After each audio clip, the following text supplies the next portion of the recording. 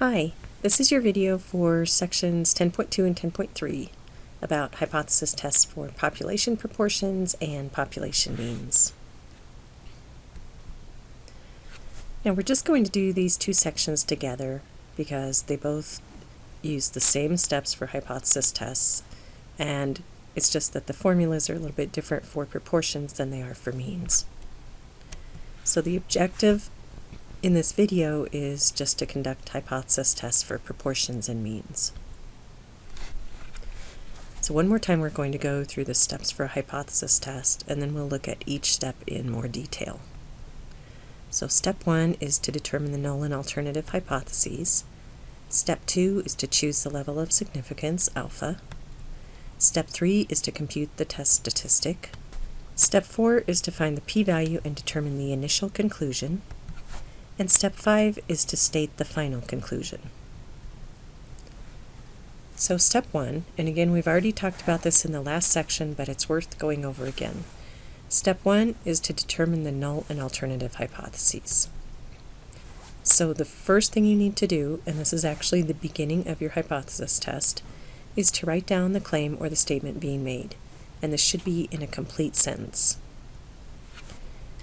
Then we want to translate the claim or the statement into an alternative hypothesis by answering these questions.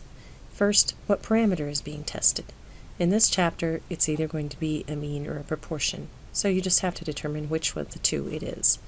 For a mean, the notation we'll use is mu. For proportion, we'll use p. Then, what inequality should we be using? And for the alternative hypothesis, it has to be an inequality with no equals included, so it's either a less than, a greater than, or not equal to. The third question is, what is the value of the parameter stated in the claim? This value that we use in the hypotheses never comes from the sample data.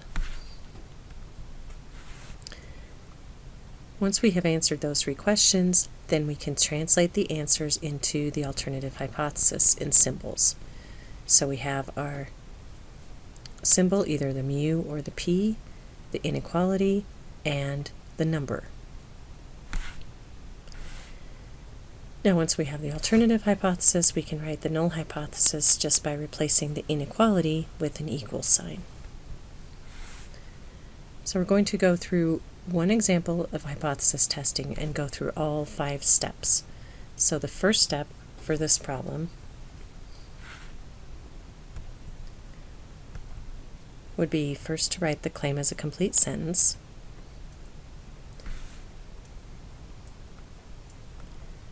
So here where it says the researcher claims that the mean length of a call has increased since then, we want to put all the details into our statement.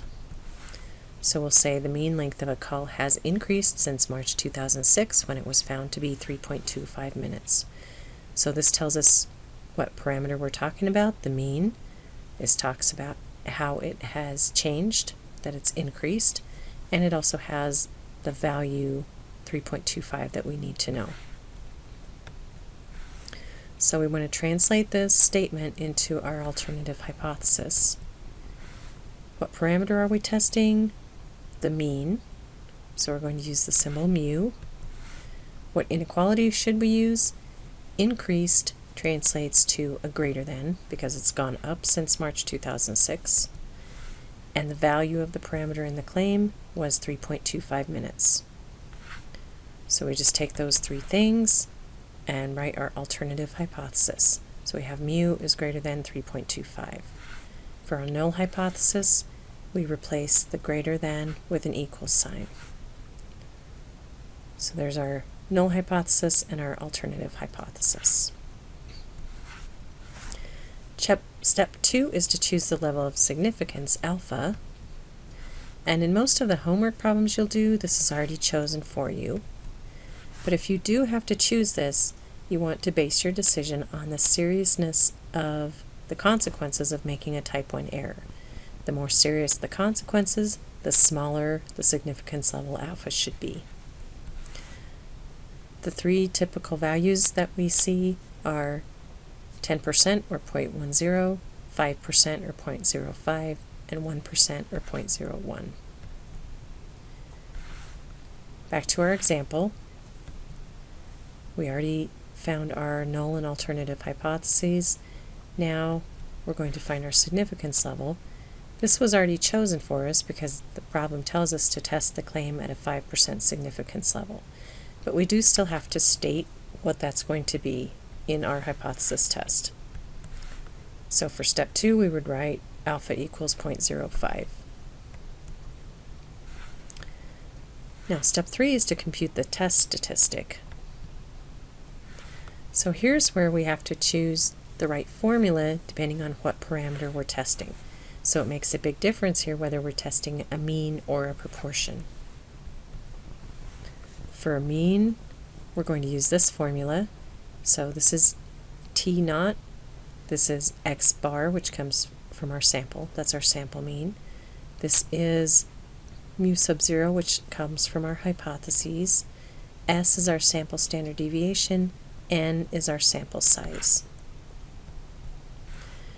If we have a proportion, then we're using Z sub 0, and here we have P hat, which is our sample proportion, P naught, which is coming from our hypothesis. That gets used in 3 different places, and then the N is our sample size. Now in both of these formulas, the symbol on the left side, the T or the Z, tells you which distribution to use. So in this one, this tells you you're using the T distribution. This one tells you you're using the standard normal distribution. So it's important when you're computing this test statistic to write down the whole formula, including the part on the left side. Now the problem we usually run into is figuring out which numbers go where. So on the right side of these formulas, anything with the subscript 0 is going to come from your hypotheses. So that's the number that you used in your null and alternative hypothesis. Anything without a subscript, so the X bar, the S, the N, and here the P hat and the N, those are going to come from your sample data. Back to our example. In this problem, since we're testing a mean, we're going to use this formula to compute our test statistic. So the mu 0 comes from the hypotheses. Since our null hypothesis was that mu is equal to 3.25, the number that we want to use for mu sub 0 in the formula is the 3.25. The other numbers in this formula all come from the sample data. So we were told that the sample has a mean of 3.42, that's our sample mean, a sample standard deviation of 0.9, so that's S, and the N was 81 because we had a sample of 81 cell phone calls. So we're plugging all of those numbers in, and remember your sample mean comes first on the top of this formula, and this again is the number from our hypothesis. So if we do those calculations, we come out with T0 equals 1.700, and that is our test statistic. Now step 4 is broken into 2 parts. Part A is to find the p-value, and this is a different p than the other p's we've talked about. I know it gets confusing with all the p's in this class. So the first part of this is to figure out which type of test you have by looking at the alternative hypothesis H1. So this just depends on which one of those 3 inequalities you used. If you used a less than, then you have a left-tailed test. And notice this one's pointing to the left. If you have a greater than, which points to the right, then you have a right-tailed test. And if you have a not equal to, you have a two-tailed test. Now what you want to do is draw a picture of your distribution, either the t distribution or the standard normal distribution, and plot the test statistic on there. This doesn't have to be perfect, just make sure that the test statistic is on the correct side of 0. For a left-tailed test, you want to shade the area to the left of the test statistic. For a right-tailed test, you want to shade the area to the right.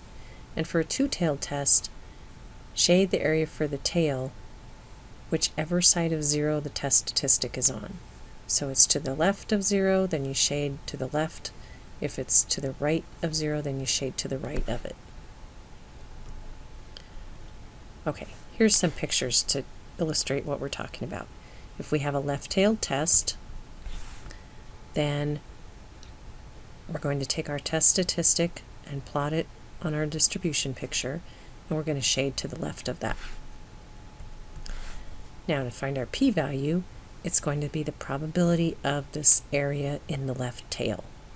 So it's the probability that t is less than this number or that z is less than this number, depending on if we have a t distribution or a standard normal distribution. But they both look pretty much the same. Now if we have a right-tailed test, we have the opposite situation. Then we have our test statistic over here, and we're going to shade to the right of it, and then we want to find the area in that tail. So we're finding the probability either that t is greater than this number or that z is greater than this number, depending on which distribution we're using. Now if we have a two-tailed test, then we're going to look at the area in both tails. So this one is a little bit harder to understand. If we have a two-tailed test, then we look at the value of our test statistic. If our test statistic is negative, that means it's to the left of 0, then we're going to find the area in this left tail, and then our whole p-value is going to be that area plus the corresponding area in the right tail. So we just find the area in the left tail, and we multiply that number by 2. If our test statistic is positive, that puts it over here to the right of 0.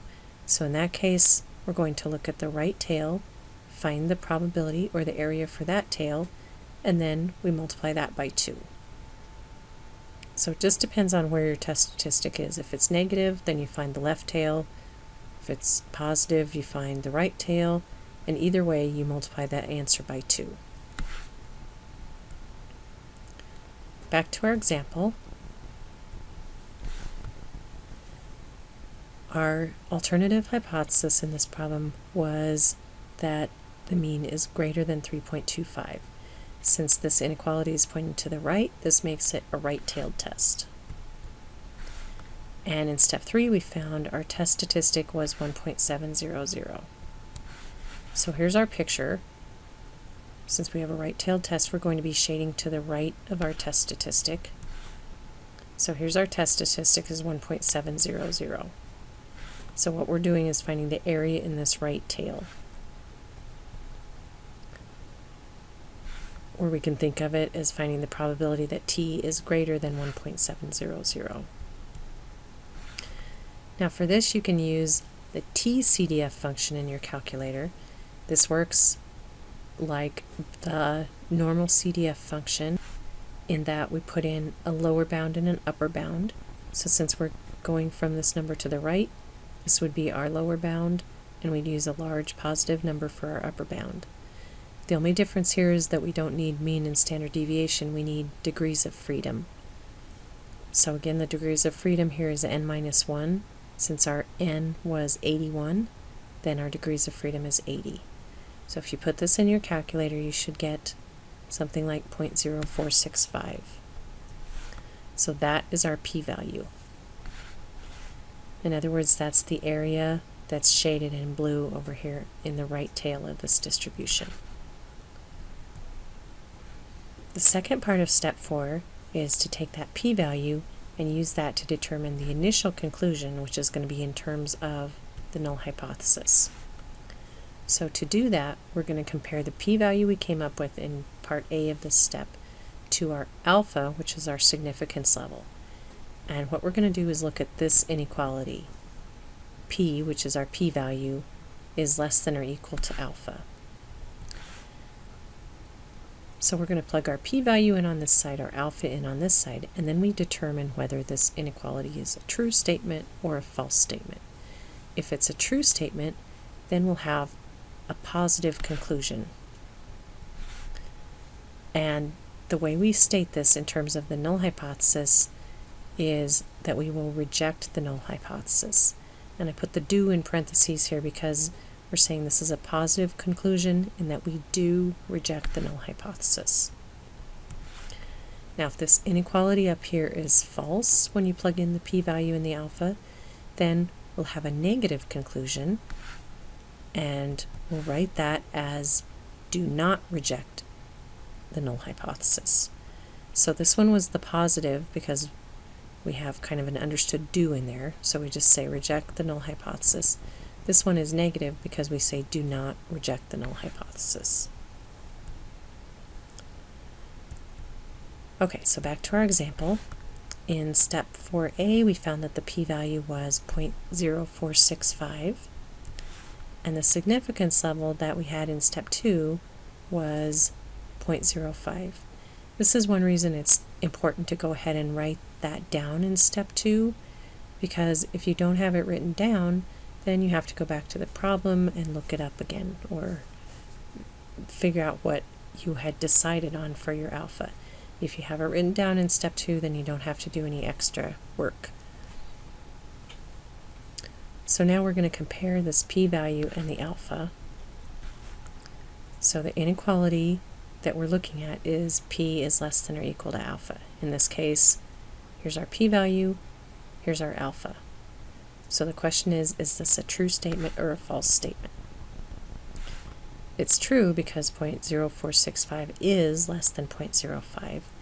So since it's true, that means we're going to have a positive conclusion, which is reject the null hypothesis. This is all we need to write for our initial conclusion, either reject the null hypothesis or do not reject the null hypothesis.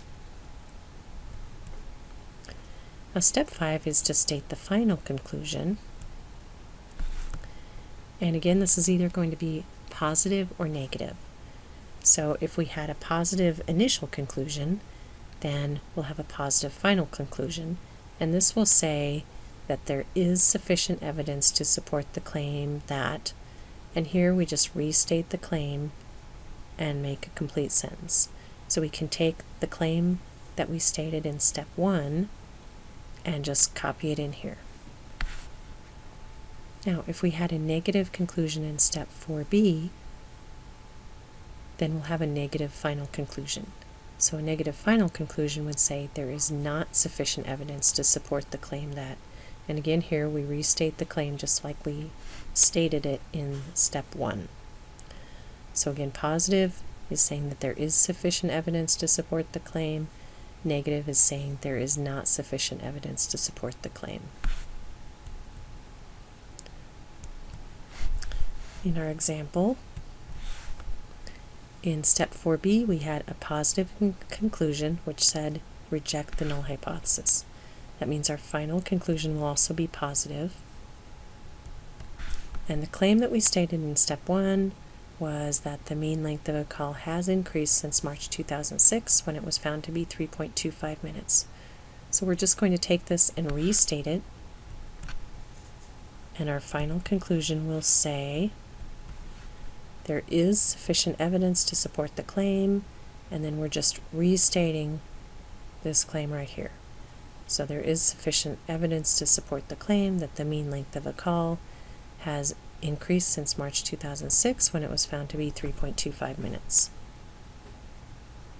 Again, a positive conclusion, again, a positive initial conclusion of reject H naught leads to a positive final conclusion saying there is sufficient evidence to support the claim.